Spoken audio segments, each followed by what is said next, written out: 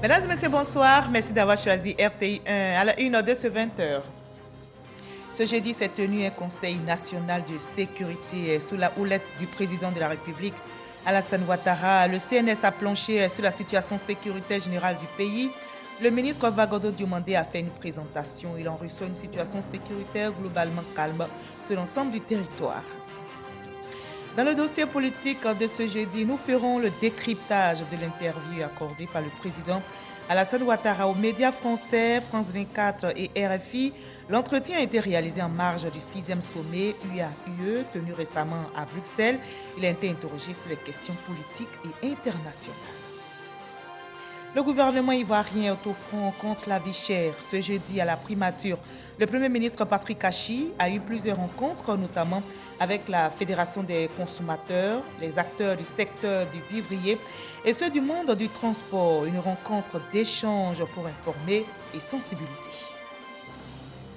Les combats font rage en Ukraine. La Russie a lancé aujourd'hui une opération militaire de grande ampleur dans le pays. L'annonce a été faite hier par le président russe Vladimir Poutine. Les combats s'approchent de Kiev, la capitale, et Moscou déclare avoir détruit 74 installations militaires. Soyez bienvenue sur RTI 1. Ce jeudi s'est tenu un conseil national de sécurité en présence du chef de l'État, Alassane Ouattara. Le CNS a planché sur la situation sécuritaire générale de notre pays. Le ministre de l'Intérieur et de la Sécurité, Vagondo Diomandé, a fait une présentation et il en reçoit une situation sécuritaire globalement calme sur l'ensemble du territoire. Le communiqué du CNS est lu pour vous par le secrétaire exécutif du Conseil national de sécurité, Fidel Sarasoro, que nous écoutons.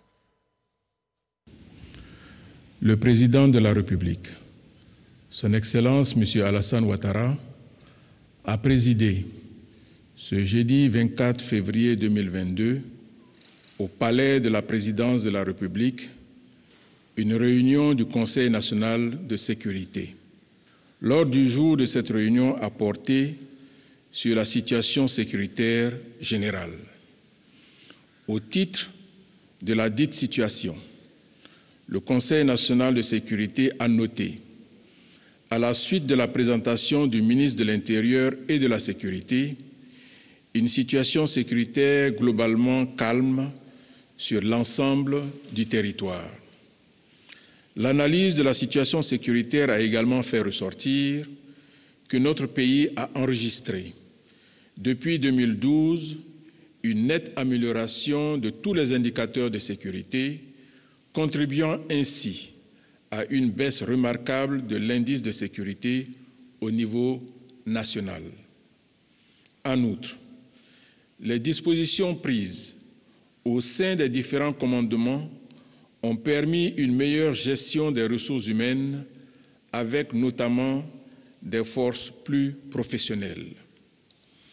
Au regard de ces résultats très satisfaisants, le président de la République a félicité les ministres en charge de la Défense et de la Sécurité, ainsi que les grands commandements, et les a encouragés à poursuivre leurs efforts en ce sens.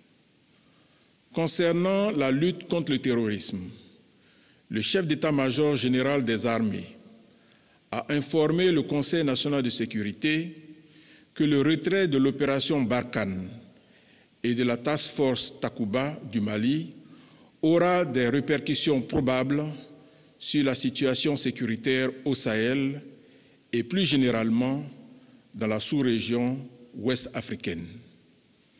À ce titre, le président de la République a donné des instructions au Premier ministre, chef du gouvernement, ainsi qu'à l'ensemble des ministres concernés pour l'accélération de la mise en œuvre de notre stratégie de lutte contre le terrorisme en vue de prévenir les menaces terroristes et les incursions à nos frontières. Il a, à cet effet, marqué son accord pour la poursuite des recrutements au sein des forces de défense et de sécurité, ainsi que pour l'acquisition de matériel et équipements additionnels, y compris des moyens de surveillance aérienne et de renseignement. Le président de la République a également insisté sur le développement local et l'emploi des jeunes, ainsi que sur les actions militaire comme instrument essentiel dans la lutte contre l'extrémisme violent dans les zones vulnérables, notamment le long des frontières nord de la Côte d'Ivoire. À cet égard, il a félicité le Premier ministre, chef du gouvernement, pour les actions de développement ainsi que les initiatives génératrices de revenus initiées récemment par le gouvernement dans le nord-est de la Côte d'Ivoire. Enfin, le chef de l'État a encouragé une participation encore plus active de notre pays à l'initiative d'Accra qui, en plus de la Côte d'Ivoire, regroupe le Bénin, le Burkina, le Ghana et le Togo. Cette initiative constitue, pour les pays membres, un cadre de partage de renseignements et de programmation d'opérations militaires conjointes contre les groupes terroristes. Au terme de la réunion, le chef de l'État a réitéré ses félicitations aux membres du Conseil national de sécurité pour les efforts remarquables déployés en vue de la sécurisation de notre pays. Il les a par ailleurs exhortés à maintenir cette dynamique. Fait à Abidjan le jeudi 24 février 2022. Voilà, c'était le communiqué du CNS lu pour vous par le secrétaire exécutif du Conseil national de sécurité, Fidèle Sarasoro. On en arrive à notre dossier politique de ce jeudi. La rédaction de RTI1 ce soir vous propose le décryptage de l'interview accordée par le président de la République, Alassane Ouattara, aux médias français, France 24 et Radio France Internationale. L'entretien a été réalisé en marge du 6e sommet Union africaine, Union européenne, tenu récemment à Bruxelles. Le chef de l'État s'est prononcé sur les questions d'actualité politique et internationale. Le décryptage de l'interview du chef de l'État dans le dossier politique est signé Abiba Dambélé-Saoui. La dernière interview du président Alassane Ouattara au binôme de médias français RFI et France 24 remonte à octobre 2020. C'était quelques jours avant l'élection présidentielle du 31 octobre. Cet entretien avait essentiellement porté sur la situation sociopolitique en Côte d'Ivoire, marquée par les tensions suscitées par l'opposition suite à la volonté du président de la République de briguer un nouveau mandat. Cette fois, l'actualité de la sous-région aura pris le dessus, notamment les coups d'État en Guinée, au Burkina Faso et au Mali. Le dernier cas est des plus préoccupants. Le non-respect du compromis sur la durée de la transition par la junte militaire, dirigée par le colonel Assimi Goïta, a poussé la CEDEAO à infliger le 9 janvier dernier un lot de sanctions économiques au pays. Nous n'avons pas cherché à punir le peuple malien. Le peuple malien est un peuple frère. La CEDEAO a des règles. Ces décisions ont été prises à l'unanimité. Moi, je l'ai dit, j'en suis malheureux. Parce qu'en réalité, nous ne voulons pas que le peuple malien ait des périodes de souffrance aussi graves. Il y aura des pénuries, il y aura des difficultés. Nous attendons tout simplement que le gouvernement, la junte malienne, nous propose un calendrier raisonnable et que graduellement nous puissions lever les sanctions comme l'exigent les textes de la CEDEAO. Pour le chef de l'État ivoirien, le délai d'une transition de 5 ans, révisé à 4 ans au Mali, proposé par les militaires au pouvoir, est inacceptable. 4 ans, c'est quand même la durée d'un mandat au Ghana ou au Nigeria. Vous conviendrez avec moi, ce n'est pas raisonnable. Je demande à mes frères maliens de faire un effort, de rentrer dans les rangs, comme l'exigent les règles de la CEDEAO. Nous les avons aidés, ils le savent. J'ai été en contact permanent avec le colonel Assimi Goïta. Il m'a envoyé des émissaires avant chaque sommet. Nous avons fait ce que nous avons pu, mais ne pouvons pas faire plus. Parce que les règles de la CEDEAO sont là et il faut les appliquer. Tout le long de cette interview, le chef de l'État ivoirien s'est évertué à défendre la position de la CEDEAO sur la crise malienne et non sa position personnelle, comme pour répondre à une certaine opinion. Ce n'est pas une décision personnelle de qui que ce soit. Ce sont les textes. Si un autre pays était dans cette situation, le Mali aurait été partenaire à la décision. Nous allons sans doute avoir une autre réunion au mois de mars pour examiner la situation. Nous voulons que ces sanctions soient levées le plus tôt possible parce que le peuple malien ne mérite pas cette situation d'embargo. L'enjeu sécuritaire de la crise malienne n'a pas été éludé lors de cette interview. Que pense le président Alassane Ouattara du départ de la force Barkhane du Mali? La France a pris une décision par rapport à la situation au Mali, mais elle ne se retire pas du Sahel. Elle adapte son dispositif compte tenu de ses relations avec le Mali. Nous avons toujours estimé que la sécurité est un préalable au développement. Je ne sais pas pourquoi les gens se font des complexes. L'Arabie saoudite a une base américaine, d'autres pays aussi. Et si notre sécurité exige que nous fassions appel à des partenaires, à des pays amis, nous le ferions. Mais nous nous sommes organisés. Vous savez, la sécurité dépend des troupes nationales. Nous avons maintenant une gendarmerie bien formée, professionnelle, bien équipée, et dont on s'occupe bien. Et j'ai confiance en mon armée. À lui seul, le dossier malien aura occupé la moitié de ces 18 minutes d'interview. Malgré la fermeté de la CEDEAO visant à rétablir l'ordre constitutionnel, le président Alassane Ouattara appelle les autorités de transition à revenir à de meilleurs sentiments. Je continuerai de dire aux autorités maliennes qu'elles doivent faire en sorte que les choses s'améliorent dans les relations. Comme on dit en Afrique de l'Ouest, il faut qu'ils mettent de l'eau dans leur nyamakuji, c'est-à-dire dans leur jus de gingembre. Il faut que ça s'arrange. Ça ne peut pas continuer comme ça. Concernant la situation au Burkina Faso et en Guinée, la CEDEAO veille au grain pour un retour rapide à la normalité, selon le chef de l'État. Soulevant la crainte de voir ces coups d'État se répandre dans la sous-région, les deux journalistes français ont évoqué le motif des manipulations de la Constitution pour rester au pouvoir. Alassane Ouattara précise que ce n'est nullement le cas de la Côte d'Ivoire. La Constitution ivoirienne a été votée en 2016. J'étais candidat en 2020 et j'avais dit que je ne serais pas candidat, mais cela ne veut pas dire que je n'étais pas éligible. Alors, écoutez, des circonstances exceptionnelles m'ont amené à être candidat, mais aujourd'hui, je suis soulagé de l'avoir fait. C'était une décision difficile pour moi, pour des raisons personnelles. Maintenant, c'est fait, la Côte d'Ivoire est en bonne marche. Ce recadrage a ouvert le chapitre des questions de politique intérieure. Mais le chef de l'État a préféré ne pas se projeter dans la bataille électorale de 2025, comme l'ont souhaité nos confrères français. En 2025, nous verrons bien. Les Ivoiriens choisiront qui ils veulent. Je souhaite qu'ils choisissent quelqu'un de plus jeune que moi et mes prédécesseurs. À la question de savoir s'il est favorable ou non au retour de la limite d'âge constitutionnelle, le président Alassane Ouattara dit s'en remettre à la décision des députés en cas de proposition de loi dans les mois à venir. Pour ce qui est du dialogue avec les anciens chefs d'État Laurent Gbagbo et Henri Konan Bédié, le fil reste maintenu selon lui. Laurent Gbagbo, je lui ai parlé à peine 3 semaines, comme avec le président Henri Konan Bédié. Non, nous avons des relations fraternelles. À la question relative au retour au pays de Charles Blé Goudé et de Guillaume Soro, le chef de l'État fait savoir que cette décision relève de la justice, faisant ainsi prévaloir le principe de la séparation des pouvoirs. Des échanges à bâtons rompus où aucun sujet n'a été occulté. Voilà, c'était le décryptage de l'interview du chef de l'État accordé aux médias France 24 et RFI sur les questions d'actualité politique et internationale. Décryptage réalisé pour vous par Abiba Dambélé Saoué.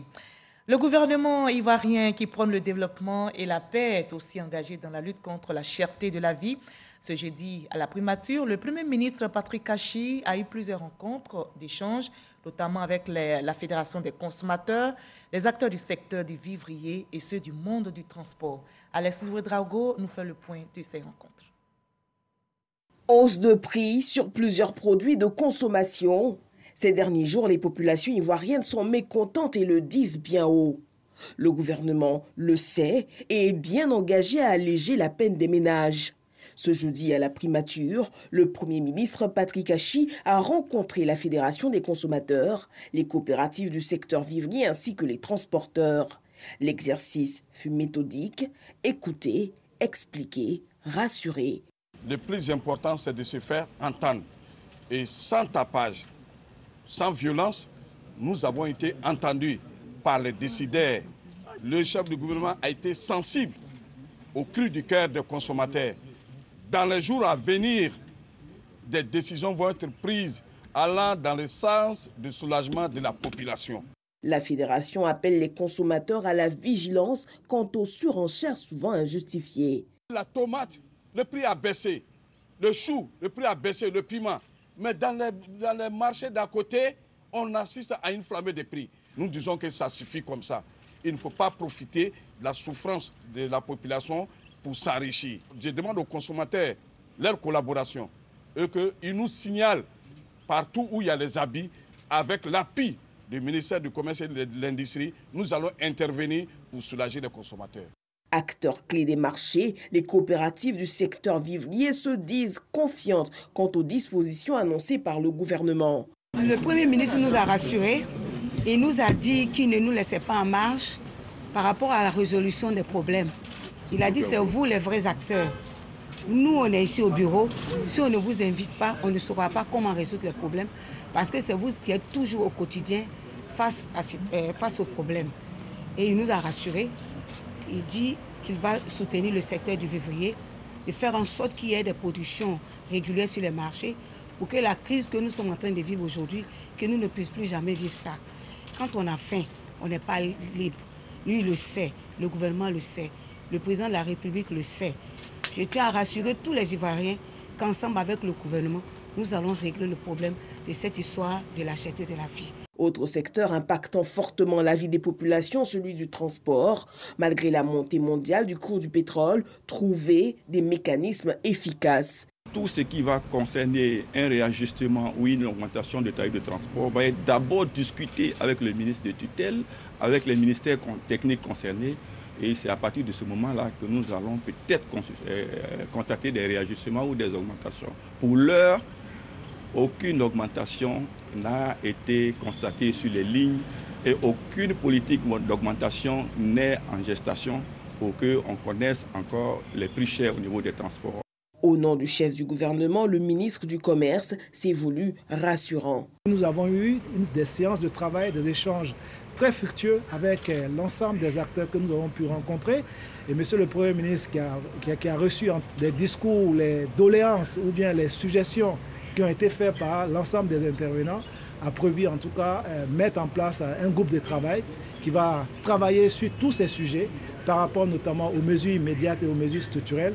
Et il y aura encore d'autres rencontres et toutes ces mesures et propositions seront soumises au chef de l'État, au président de la République, son Excellence Alassane Ouattara, pour que des annonces soient faites à l'effet de soulager les populations ivoiriennes. Le gouvernement annonce dans les prochains jours des solutions concrètes qui permettront d'améliorer la situation des prix sur le marché. Et nous partons pour Yamoussoukro. Le Sénat ivoirien a ouvert récemment une session extraordinaire. Plusieurs projets de loi sont débattus en commission et celle des affaires économiques et financières a reçu le ministre du budget du portefeuille de l'État. Moussa Sanogo, à la barre, a présenté 2 projets de loi relatifs au régime fiscal douanier. Les députés membres de cette commission ont donné leur accord au projet. Kader Sogotogo. Moussa Sanogo, ministre du Budget et du portefeuille de l'État, est au Sénat. Il est reçu par la Commission des affaires économiques et financières, KEF. Le lieu et les personnages lui sont familiers. Il y vient régulièrement. La présente visite est relative à la ratification de 2 projets de loi portant régime fiscal et douanier. La Côte d'Ivoire, dans sa soif de développement, multiplie les chantiers à travers le pays. En la matière, pour permettre à certaines entreprises d'aller vite et bien, des concessions en termes de régime fiscal et douanier sont faites. C'est le cas avec la société Ivoire Hydro-Énergie pour l'aménagement hydroélectrique de Saint-Grobo à Ouati sur le fleuve Bandama et la société de transport abidjanais par rail pour la ligne 1 du métro d'Abidjan. Les Abidjanais paieront moins pour se déplacer. Vous savez, aujourd'hui, c'est quand même des coûts qui pèsent quelquefois sur les budgets des ménages, mais aussi les emplois qui vont être créés, les commerces autour donc, de la voie ferrée, on va dire les réductions également des coûts des entreprises. En tout cas, c'est vraiment un environnement extrêmement important de création de richesses que ce métro va induire. C'est comme un individu, vous avez besoin de construire une maison.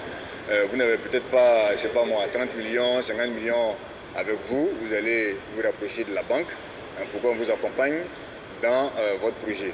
Mais après, bien sûr, vous prenez les dispositions pour assurer le remboursement donc, du crédit que vous contractez auprès de votre banque. C'est le même principe au niveau des États.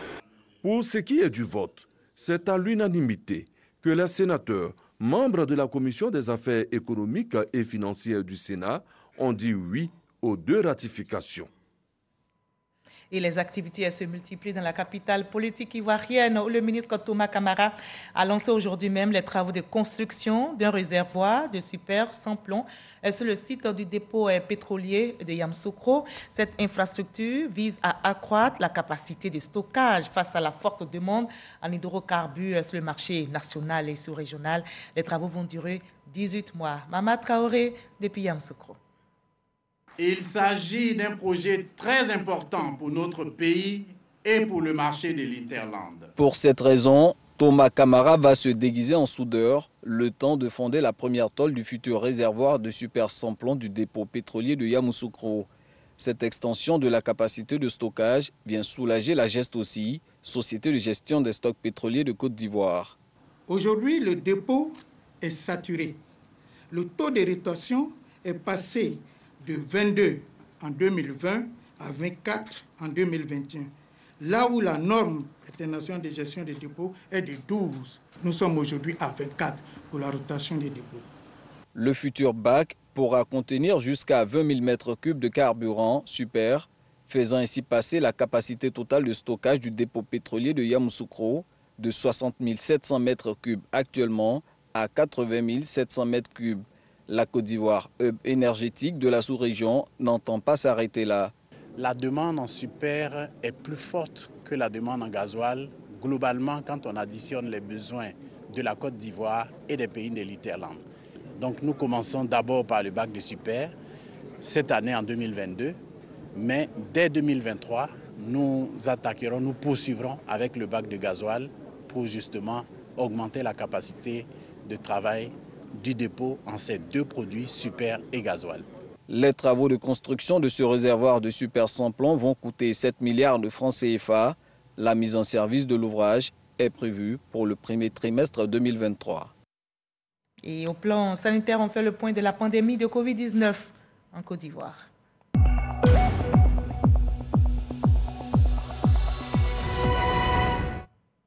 Notre pays enregistre ce jeudi 24 février 20 nouveaux cas de Covid-19 sur 2853 échantillons prélevés, soit 0,7% de cas positifs, 96 nouvelles guérisons et un décès enregistré malheureusement ce jour.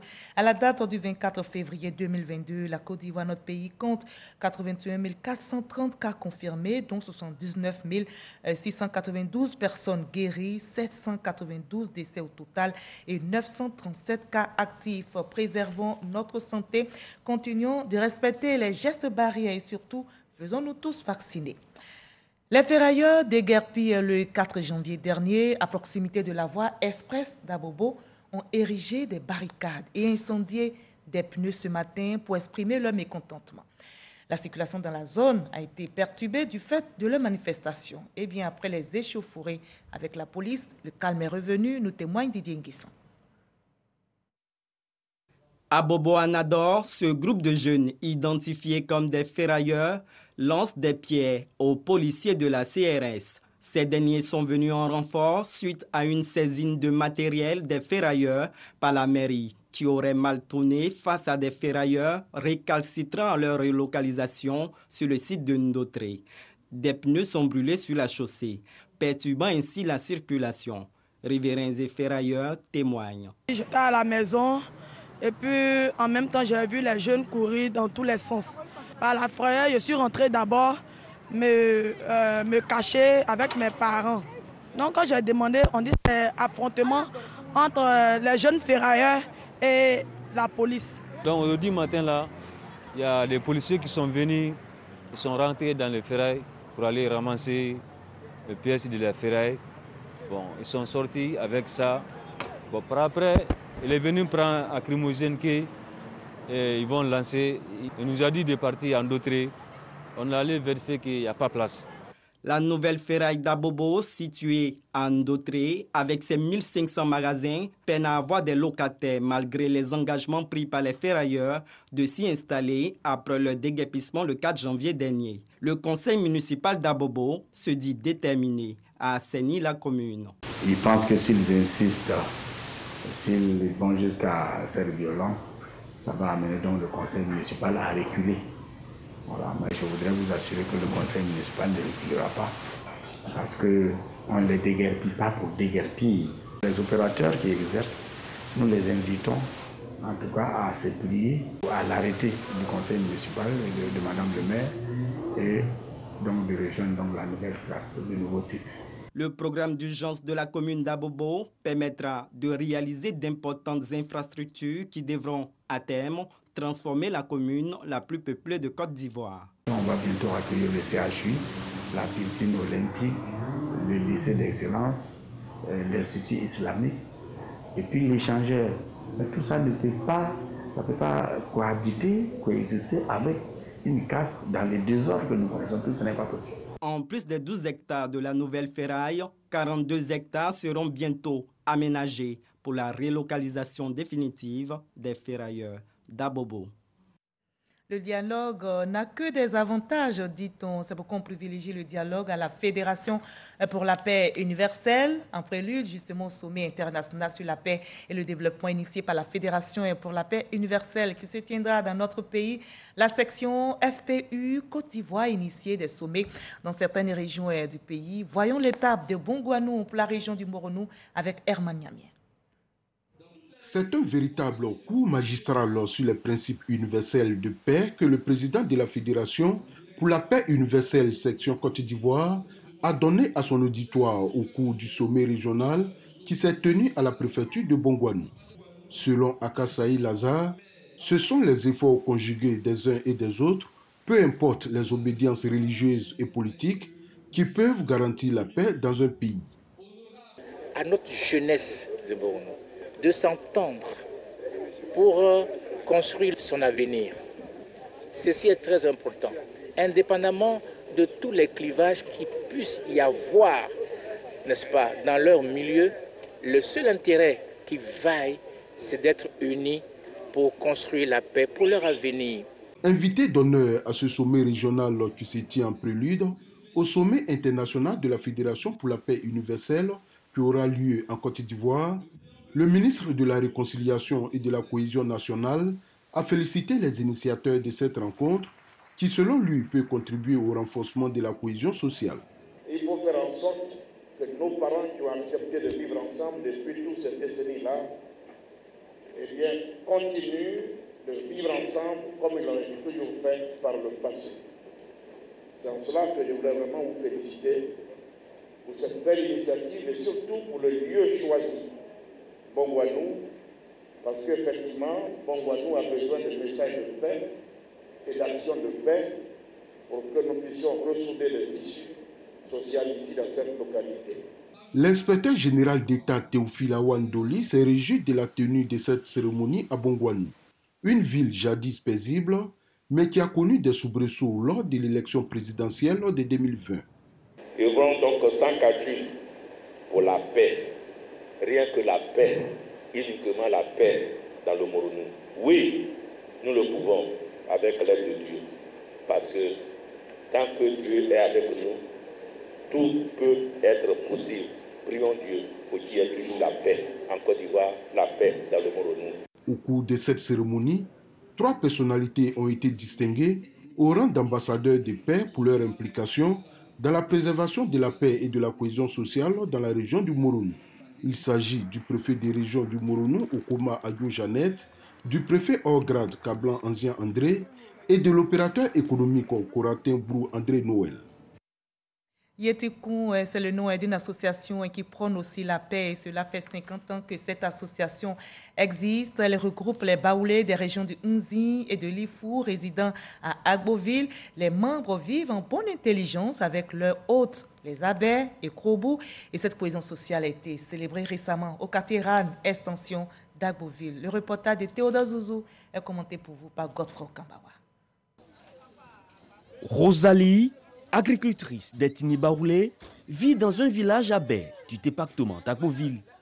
Elle vient tous les samedis vendre quelques produits de son champ sur le marché d'Agboville, en toute quiétude. Quand je viens, mes soeurs à Baie me donnent place pour vendre. Pas par là, je me reçois très bien. Monsieur Stéphane, qui est mon voisin, quand j'arrive chez lui, je peux manger son plat, il n'y a pas de problème, ça ne cause pas de problème. Comme il peut venir chez moi, il mange mon plat, il s'en va. Et c'est comme ça, on vit toujours ensemble, en harmonie. Cette intégration du peuple baoulé est célébrée.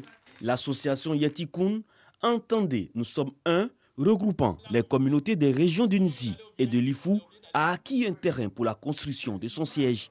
Traduction d'une bonne cohabitation entre Baoulé et leurs hôtes, Krobou et Abé.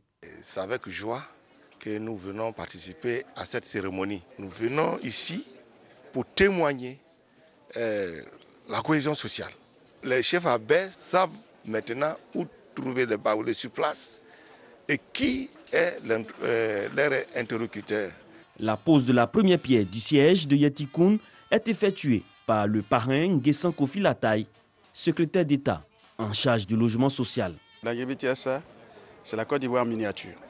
Nous rassemblons l'ensemble des peuples de ce pays et c'est ce qui fait notre richesse. Nous sommes venus célébrer l'unité, la solidarité, la cohésion sociale qui règne dans notre région. Mais mieux, nous sommes venus célébrer le développement. Cette association, à travers ses membres, veut bâtir un siège qui va servir à toute la communauté d'Agboville et au-delà. Je suis venu pour matérialiser le vivre ensemble à Agboville. Quand vous bénéficiez de l'homme d'un arbre, vous ne cherchez pas à l'abattre ou à couper ses branches. Ce que vous pouvez faire, c'est de l'arroser pour qu'il y ait davantage d'ombre. Et ils sont venus à Agboville, ils ont trouvé leurs frères et sœurs Abé et Krobou, et qui les ont bien accueillis. Jusque-là, il n'y a jamais eu de problème, et qui vivent toujours en parfaite intelligence avec eux. Le siège va comporter une salle de réunion de 500 places, des bureaux et des sanitaires. Coût de réalisation estimé à 35 millions de francs CFA. À terme, il permettra aux 860 membres, mais aussi aux associations Abé et Krobou de tenir des réunions ou des rencontres festives pour la consolidation de la paix, la cohésion sociale et le développement. Vous aimez et regardez la RTI, votre chaîne nationale, et vous faites bien. Les entreprises et administrations publiques le font aussi. Elles sont partenaires commerciaux et de longue date du groupe RTI. Elles communiquent sur ces chaînes radio, télé et digitales pour l'atteinte de leurs objectifs. Eh bien, ces administrations ont été conviées par le groupe qui leur a présenté ces grilles de programmes, des grilles qui vous séduiront aussi. Pourquoi pas? Didier Nguessan nous dit tout.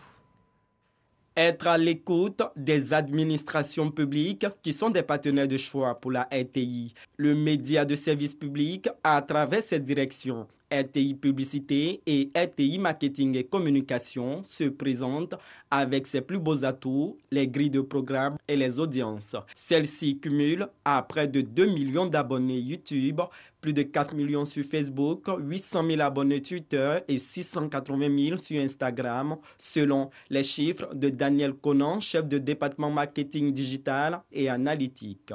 Pour Bamba Lassina, en charge des coproductions, à RTI Distribution, 1200 heures de fiction ont été produites depuis 2014 pour un investissement global de plus de 4 milliards de francs CFA, offrant ainsi des placements de produits suivant les thématiques des annonceurs. C'est vrai qu'il y a des programmes qu'on connaît, mais il y a de nouvelles choses et de bonnes choses qui se font au niveau de la RTI pour que nous puissions voir dans quel cadre travailler ensemble pour faire connaître l'action gouvernementale au profit des populations. La RTI a pu nous présenter de nouvelles offres et des packages, je dirais, pour nous permettre de nous inscrire dans ce moule-là.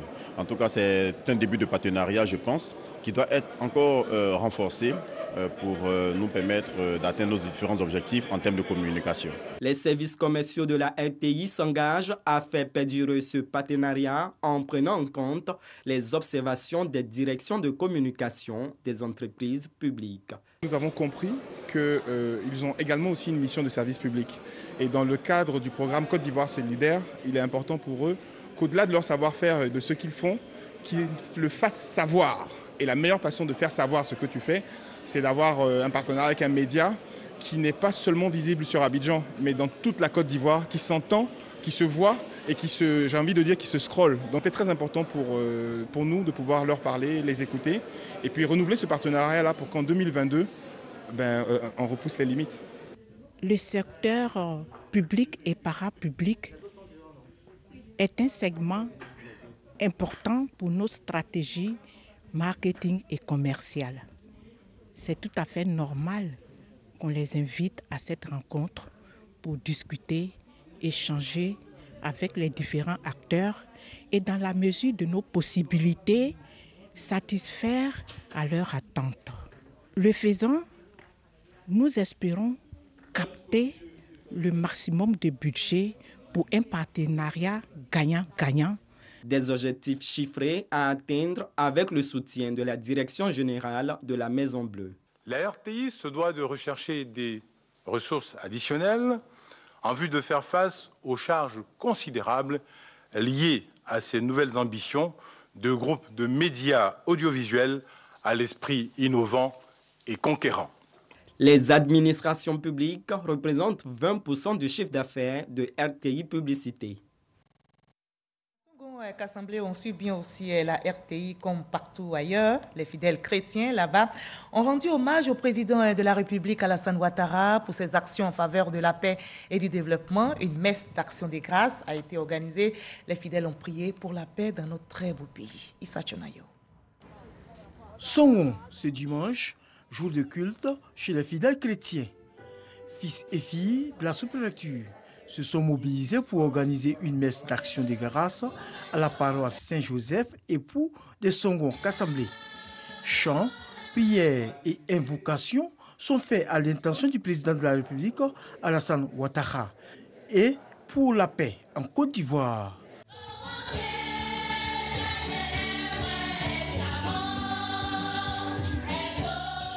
Une initiative du président honoraire des chefs adjoints du village de Songon qu'Assemblée, Oga Léon Georges.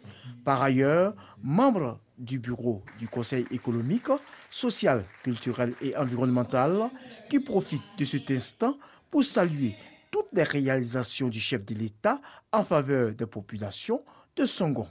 Nous sommes venus profiter de cette occasion pour remercier le président Ouattara et profiter aussi de l'occasion pour lui exprimer notre infinie reconnaissance, notre gratitude pour toutes les actions de développement dont le village Hachan bénéficie, singulièrement Songon Kassamlé. Bitumage des artères, électrification rurale, adduction d'eau, etc., etc. Ici à Kassamlé, nous avons une usine d'Atcheker qui permet aux femmes, n'est-ce pas, de se prendre en charge.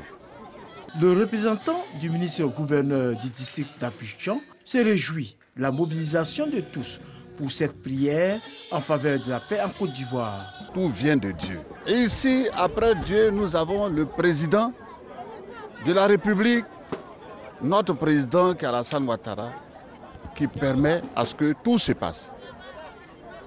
Nous voulons le remercier pour tout ce qu'il fait pour nous, à Songon et pour toute la Côte d'Ivoire.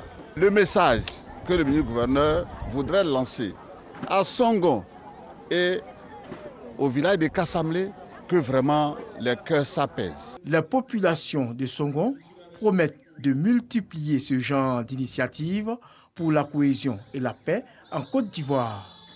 Et plus loin, la communauté ivoirienne de New York aux États-Unis a organisé une cérémonie en l'honneur de Inza Kamara, nouveau consul général de Côte d'Ivoire. La diaspora ivoirienne s'est réunie pour lui exprimer ses félicitations pour sa nouvelle fonction et traduit leur gratitude au chef de l'État. Konaté Moussa nous explique. Il est le nouveau consul général de la Côte d'Ivoire à New York. Inza Kamara est célébré par la communauté ivoirienne. La diaspora ivoirienne de New York s'est donc mobilisée pour une cérémonie en son honneur et lui exprimer leur soutien dans sa future tâche.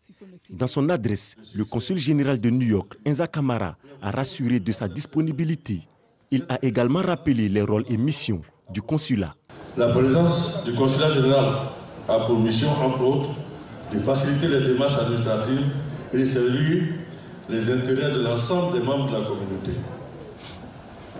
Aussi, je peux vous assurer que le personnel du consulat, aussi bien que moi-même, seront à votre entière disposition pour vous guider, vous conseiller utilement, autant que faire se peut, sur toutes vos démarches et vos préoccupations. La diaspora ivoirienne de New York a également témoigné sa reconnaissance au chef de l'État pour cette nomination. Elle entend mieux s'organiser afin de contribuer au rayonnement du pays. L'ambiance est tout autre en Ukraine où les combats font rage. La Russie a lancé aujourd'hui même une opération militaire de grande ampleur dans le pays. L'annonce a été faite hier par le président russe Vladimir Poutine. Les combats s'approchent de Kiev, la capitale, et Moscou déclare avoir détruit 74 installations militaires. L'Ukraine fait déjà état de plusieurs dizaines de morts. Un sommet de l'OTAN se tiendra demain vendredi en visioconférence. La Russie promet une réplique sévère aux sanctions européennes. Et vous l'avez compris, ce journal est terminé, mais ne décrochez pas. À partir de 20h50, la RTI, sinon RTI 1, vous propose, ça fait l'actualité sur un sujet qui intéresse les amoureux du ballon rond, le Conor, FIF, AG extraordinaire. Et après, l'invité, le professeur Martin Blé, sera interrogé. Il est membre du comité de normalisation de la FIF. Il sera interrogé par Eliane Hervo. Allez, passez une très belle soirée. Prenez soin de vous et je vous retrouve avec le même plaisir demain 20h.